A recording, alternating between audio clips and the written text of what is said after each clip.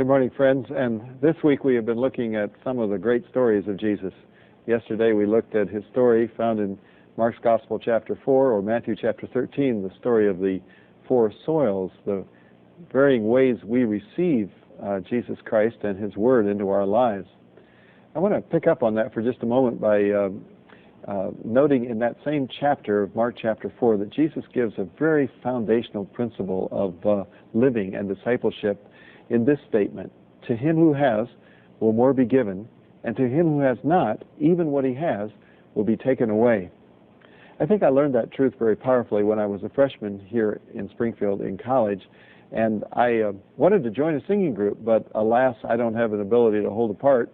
So I thought, well, the next best thing I can do is be the pianist for the group. Unfortunately, I didn't know how to play the piano either.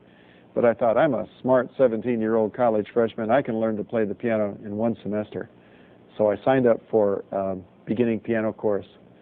My 17-year-old intelligence was highly insulted when the professor walked in with a Clara Thompson book for six-year-olds and laid it before me on the piano. And to add frustration to frustration, I found that I could not make the movement of my fingers coordinate with what those squiggly notes were saying on the page, and the whole semester was just a disaster. One semester of piano. At the end of the one semester class, I asked the prof, I said, what grade are you going to give me? I said, the reason I'm asking is because in all my academic courses I'm doing rather well, and I'm going to make the dean's list my first semester in college if I can get an A- in this 1 hour per credit piano course. He laughed. He said, you're just fortunate that I don't flunk you. And I said, oh, come on, I've tried real hard. I'm just not coordinated well to learn music. And he said, well, you'd be lucky if I give you a C-. I said, you know, it's not fair that you would penalize me for not having good motor skills when I've done well in my academic courses. And we negotiated back and forth, and finally, after a few minutes, I'd actually got him up to a B+. And I said to him, I said, you know, a B+ is great, but I said, I really need an A- because the A- will put me on the dean's list. I said, I'll tell you what, I'll make you a deal. If you will give me an A-, I promise I'll never take piano again. He reached out his hand and said, it's a deal, and I got an A-.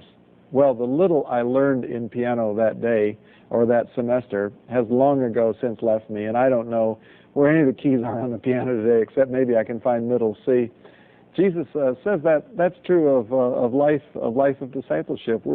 If we don't use what we have, we lose it. If we aren't praying, we lose the ability to pray. If we aren't really opening our life to God's Word, we lose our ability to appreciate and understand God's Word. If we are lax in our spiritual disciplines, we become less capable of responding to Jesus Christ in a way that satisfies Him. So the great truth of the gospel is use what you have or you will lose it.